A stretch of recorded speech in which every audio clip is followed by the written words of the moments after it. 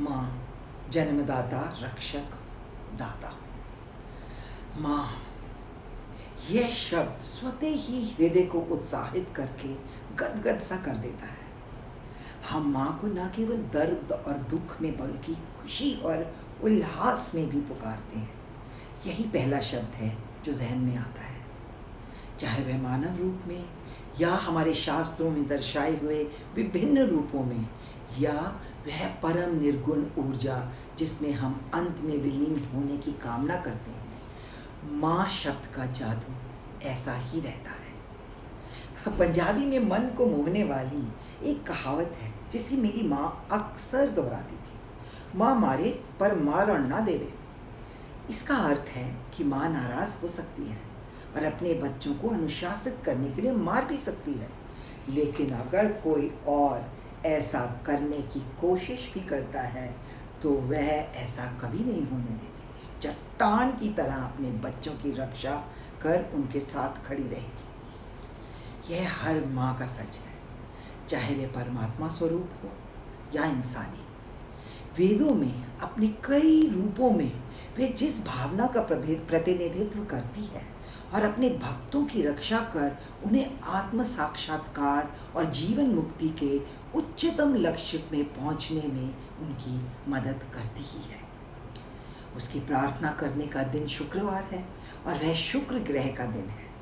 यह ग्रह प्रेम, आराम, संतोष, विलासत का ग्रह है। कुंडली में अच्छी तरह से स्थित शुक्र एक खुशहाल जीवन का आश्वासन देता है। उसका रंग शुद्ध सफ़ेद है और पवित्रता उसके स्वभाव का हिस्सा है। एक कमज़ोर या नीच का शुक्र तकलीफदेह और हानिकारक हो सकता है और आदतों और विकल्पों में चुनौतियां पेश करता है, हालांकि रचनात्मक सफलता भर भर कर देता है।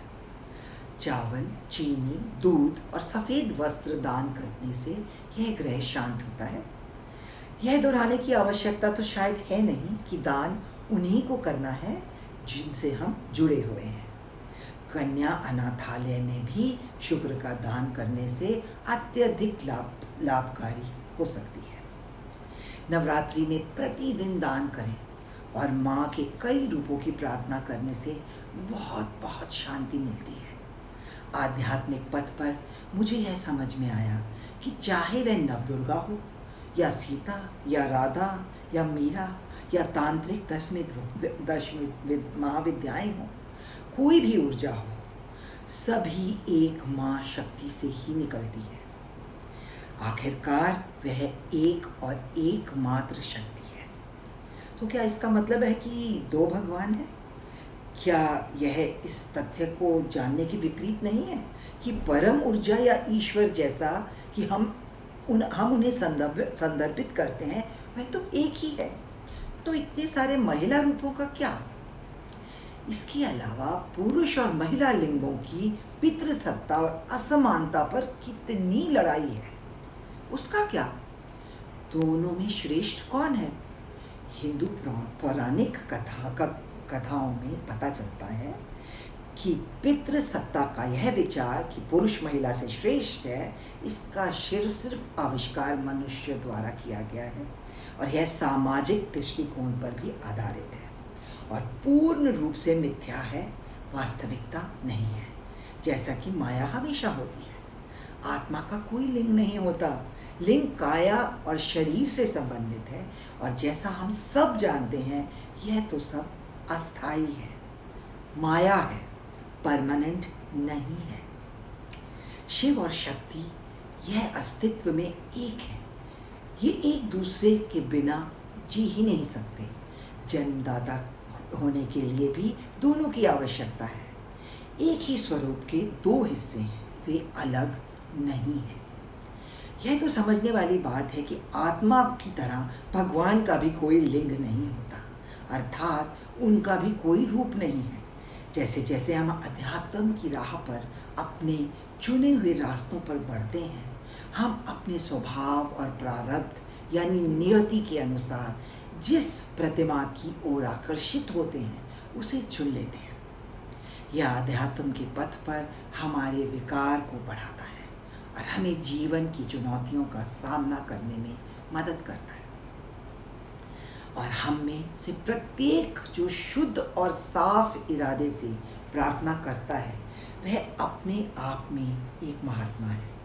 ऐसा भगवद गीता में साफ शब्दों में इस बात की पुष्टि होती है। केवल सीमाएं और रास्ते लंबे या छोटे हैं। अंत में भगवान गीता में कहते हैं कि सभी महात्मा जीवन में मुक्त होते हैं और कुछ सीधे रास्ते से, अन्य क्रम मुक्ति से के मार्ग से थोड़ा अधिक समय लेकर पहुंचते मुझ तक ही हैं, लेकिन अंतिम मंजिल में मुझ तक पहुंचकर उन्हें जीवन मुक्ति ही मिलती है। यह जानते हुए कि भगवान की ऊर्जा एक है और उसे अपने अंतिम लक्ष्य के रूप में धारण कर हम अपने चुने हुए मार्ग पर आगे बढ़ते हैं। माँ हमें प्रेम और धैर्य से हमारे विकास की ओर ले जाने के लिए हमारी मदद करती है और वादा भी करती है। माँ को शुद्ध करने के लिए दुर्गा कवच को प्रतिदिन सुना जा सकता है, मन के लिए, अपने मन को पूरी शुद्धि देने के लिए। और देवी अपराध क्षमापन स्तोत्रम हमारी विनम्रता को बढ़ाएगा और हमारे कर्म काटने में मदद करेगा। और प्रतिदिन माँ का मंत्र जाप हमारे मन की शुद्धता और कार्मिक चुनौतियों दोनों में मदद करेगा। ओम ऐं ह्रीं क्लीं चामुंडाय विच्चे नमो नमः। ओम ऐं ह्रीं क्लीं चामुंडाय विच्चे नमो नमः। ओम ऐं ह्रीं क्लीं चामुंडाय विच्चे नमो नमः। हरि ओम। ओम तत्सत।